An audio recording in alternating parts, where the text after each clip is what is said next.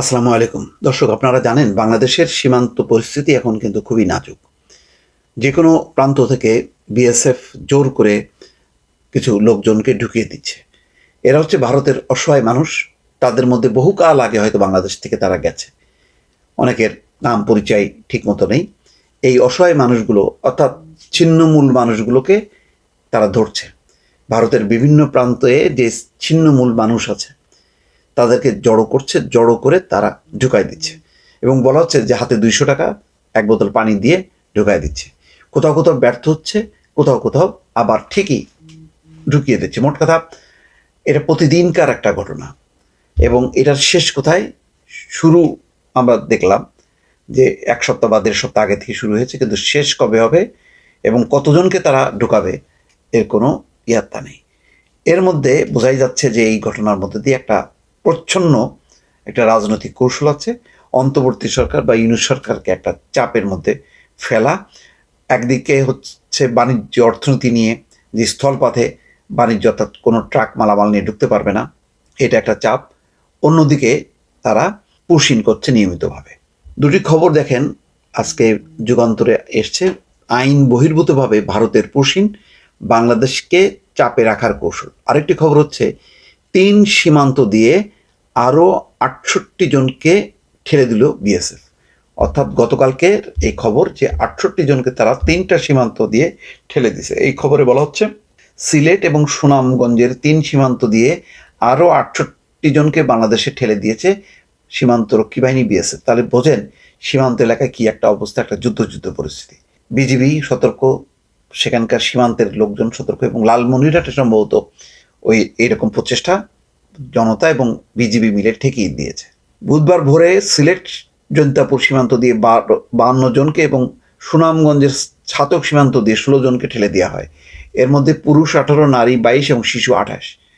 অবৈধ অনুপ্রবেশের অভিযোগে তাদের সবাইকে আটক করে বিজিবি জৈন্তাপুর থানা এবং ছাতক থানায় হস্তান্তর করে। এই নিয়ে চৌঠা মে থেকে আজ পর্যন্ত মোট 901 জনকে বাংলাদেশের অভ্যন্তরে ঠেলে দিল বিএসএফ। চিন্তা করেন, 1000 হয়ে গেছে এই অল্প সময়ের মধ্যে। দ্বিতীয় খবরটা যুগান্তর প্রকাশ করেছে যে আইন বহির্ভূতভাবে ভারতের পুশিন বাংলাদেশকে চাপে রাখার কৌশল। এই খবরে বলা হচ্ছে আইন বহির্ভূতভাবে পুশিন অব্যাহত রেখেছে ভারত। সীমান্তে শান্তি এবং স্থিতিশীলতা বজায় রাখার স্বার্থে এমন ঘটনা গ্রহণযোগ্য নয় জানিয়ে বাংলাদেশ চিঠি দিলেও তা আমলে নিচ্ছে না দেশটি।